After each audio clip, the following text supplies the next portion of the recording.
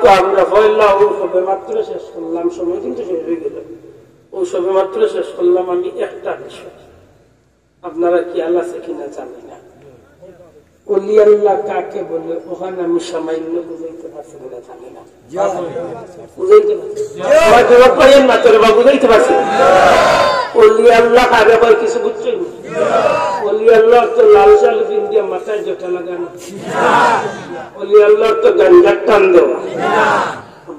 যে গুলাম, যে আল্লাহর বন্দা নিজের জিন্দগির আল্লাহর গুলামির ভিতরে আল্লাহর হুকুম নবীর তরিকা মতো চালাইয়া কেবলমাত্র তার জীবনের সব কাজ করুন আল্লাহর খুশি করার উদ্দেশ্যে। তার জীবনের যত কাজ আছে সবগুলা করুন কারে খুশি করার উদ্দেশ্যে। মানুষের মায়া করেন আল্লাহর ওয়াস্তে, মানুষের খাবাই আল্লাহর ওয়াস্তে, জীবনে কোনোবার যায় আল্লাহ খুশি করার লাগে, কিছু ফিল দেয় আল্লাহ খুশি করার লাগে, কিছু করেন আল্লাহ খুশি করার লাগে, কেউ বাহবা দিবার লাগে না।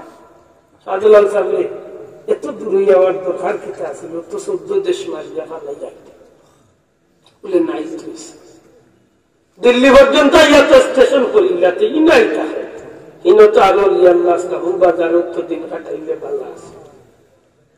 আপনারা আশ্চর্য হইবে ভারতের জমিনে কয়েক হাজার আল্লাহ রাখছে।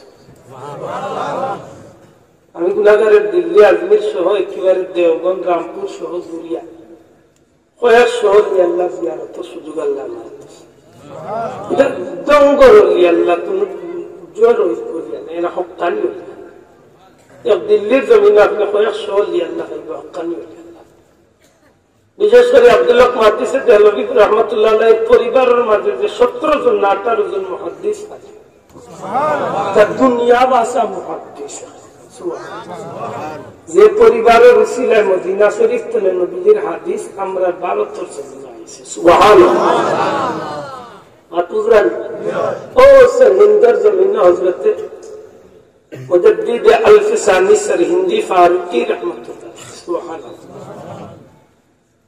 সিলসিলার বড় বুজুর্গানের রামপুরের জমিনে অজিউদ্দিন রামপুরি সহ অসংখ্য আল্লাহ এই শহরটার নাম হইল মদিনাতুল আউলিয়া। মদিনাতুল আউলিয়া অর্থাৎ আউলিয়া ইকরামের শহর। সুবহানাল্লাহ। হক্কানি ওলি আল্লাহর খিদমত অম্লান হয়ে আছে। সুবহানাল্লাহ।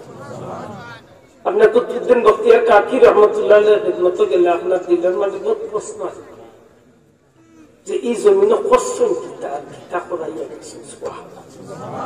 যার জানাজার খবর হলে আজ পর্যন্ত মুসলমান হলো রুম হারানো যায়।